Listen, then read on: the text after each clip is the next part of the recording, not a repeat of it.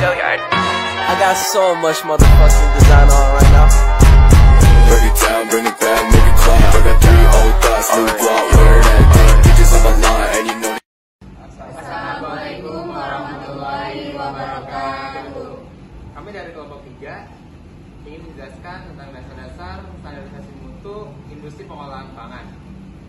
Kami beranggotakan 7 orang, yang ada Denis, Arjuna, Najib, Ardita, Saskia, Irwan, dan saya, Lukman. Baik, di sini saya akan menjelaskan tentang pengertian mutu pangan.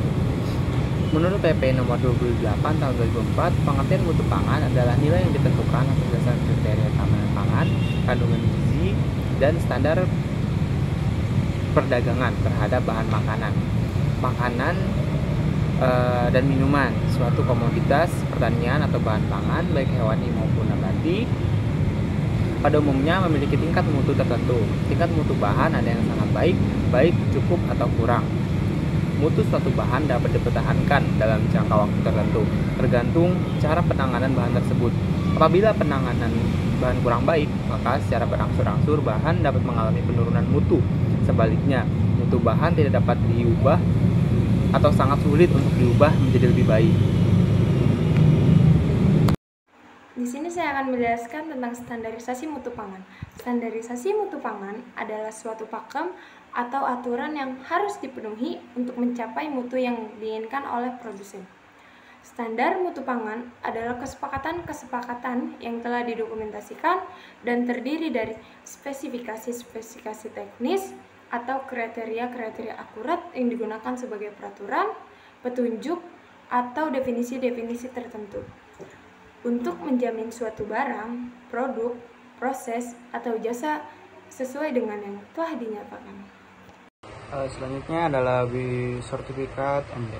Form MD adalah surat perizinan edar untuk pangan yang diproduksi oleh industri makanan besar dan berasal dari dalam negeri, atau industri yang menghasilkan produk dengan bahan dasar susu menggunakan bahan tambahan pangan tertentu seperti pengawet, penguat rasa, pewarna, dan lain-lain. Apa itu sertifikasi? Sertifikasi adalah bentuk pengakuan formal. Tujuannya untuk memberikan pada konsumen bahwa produk yang telah disertifikasi telah memenuhi standar mutu tertentu. Lalu, apa itu sertifikat kelayakan pengolahan atau yang sering disebut SKP? SKP adalah standarisasi mutu kegiatan pengolahan agar produk yang dihasilkan memenuhi kriteria aman dan layak konsumsi. Bagaimana cara mendapatkan sertifikat kelayakan pengolahan? Yang pertama, pahami persyaratan, lalu persiapan dokumen, lalu lakukan audit internal untuk memastikan semua proses dengan persyaratan yang ditetapkan. Langkah keempat yaitu pengajuan permohonan, lalu inspeksi dan verifikasi. Tindak lanjut, lalu penerbitan sertifikat, dan yang terakhir yaitu pemeliharaan dan pembaruan. Pastikan untuk terus memelihara standar pengolahan sesuai dengan ketentuan. PIRT, pangan industri rumah tangga. PIRT merupakan izin produksi pangan yang dihasilkan oleh usaha skala industri rumah tangga. Surat izin ini merupakan surat resmi yang ditetapkan oleh BPOMP,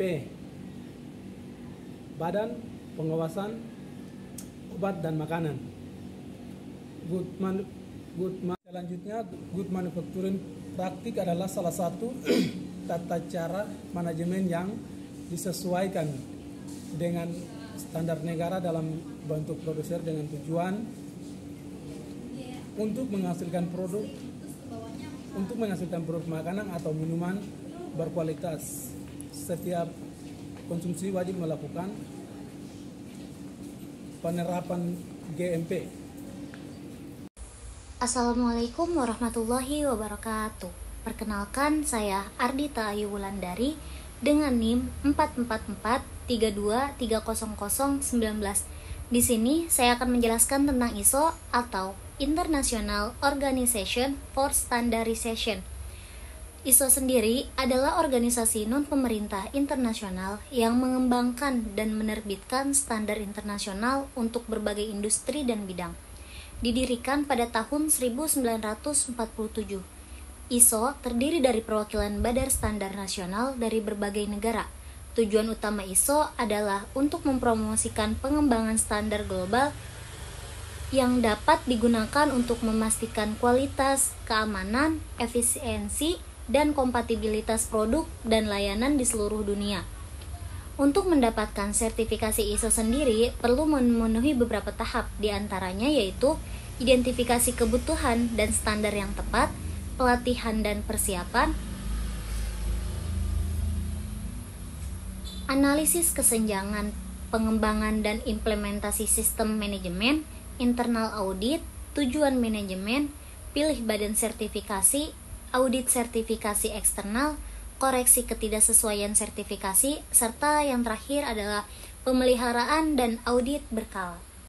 HCCP adalah singkatan dari Hazard Analysis and Critical Control Point yang diartikan dalam bahasa Indonesia, yaitu analisis bahaya dan pengendalian titik kritis suatu sistem manajemen mutu, khusus untuk penanganan atau pengolahan makanan hasil perikanan, yang didasarkan pada pendekatan sistematis untuk mengantisipasi kemungkinan terjadinya bahaya atau hazard selama proses produksi, untuk menentukan titik kritis yang harus diawasi secara ketat. Terima kasih.